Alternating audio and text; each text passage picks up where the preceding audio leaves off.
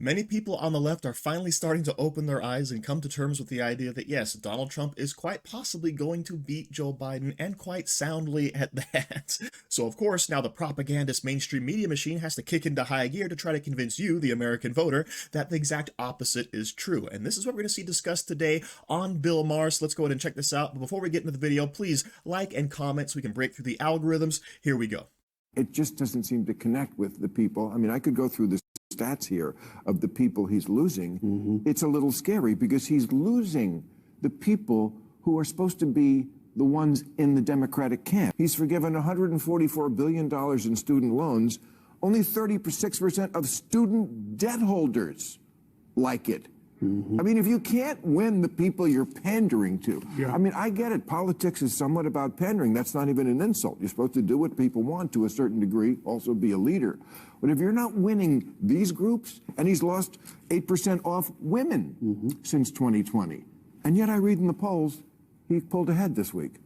So what Bill Maher is referring to, of course, here is the tremendous drop that Joe Biden has been getting among key constituent groups, and yet somehow this week in a Fox poll, Biden has jumped ahead. As you can see here, 50-48, Joe Biden versus Donald Trump, right? So somehow, despite all of the unpopularity of Joe Biden, yes, he is now officially ahead of Donald Trump in the general. Now, honestly, a lot of Republican presidents win without the general because, of course, we have the Electoral College, thank goodness, so that we were not ruled by California and New York City.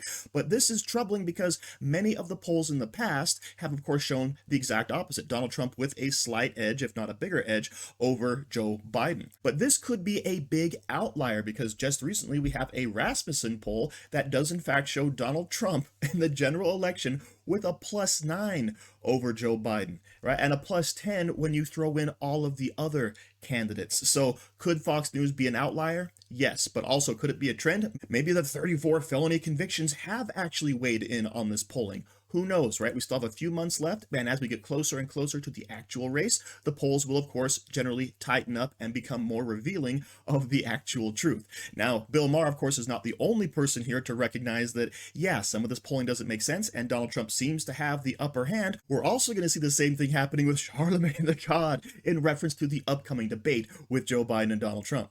Biden's not going to be able to keep up. Yeah, that's interesting. It's going to be...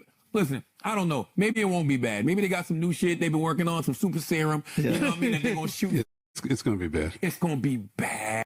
And it's going to be so joke-filled. What do I write about in the book, Chris? Donald Trump is dangerous because he's funny. Yeah. He's dangerous because he's funny. He's going to give us one of the greatest stand-up specials we've ever seen on June 27th. The names he's probably working on for Joe, the shit he going to come with about Hunter. Yeah. Oh, my God. Yeah, a couple of excellent points from Charlamagne there, right? There's going to be no notes. Biden has to stand for 80 minutes. The mics will be muted. But as is pointed out there, oh, Trump always lies, and Biden can't jump in to correct those lies. Boo-hoo. I think it actually is going to be detrimental to Donald Trump because then he can't make his funny little remarks. And as Charlamagne points out, yes, Donald Trump actually is very funny. And so not being able to interject his little quips will probably hurt him in the debate. But most people are tuning in, of course, just to actually see if Joe Biden can still breathe. And I love the little comment there about, oh, they're working on some super serum. Joe Biden has gone away to Camp David for a week to prepare for the upcoming debate, right? To practice standing for that length of time. And of course, to try out the new child's blood drugs that they're going to be injecting him with. All right. So of course, people are turning against Biden and they recognize how weak he actually is. He is somebody who does whatever he wants, no matter who he hurts. He is somebody who says whatever he wants. And he's only stronger because of it. Like, there's a freedom that some people aspire to in America, and it only comes with the ability to crush something. A lot of people's idea of the American dream isn't us all doing well and having what we want. It's dominance. It's we're number one, we're the best, we're at the top of the food chain, we are sharks. And Donald Trump seems like an apex predator because he eats everything around him, even the people closest to him.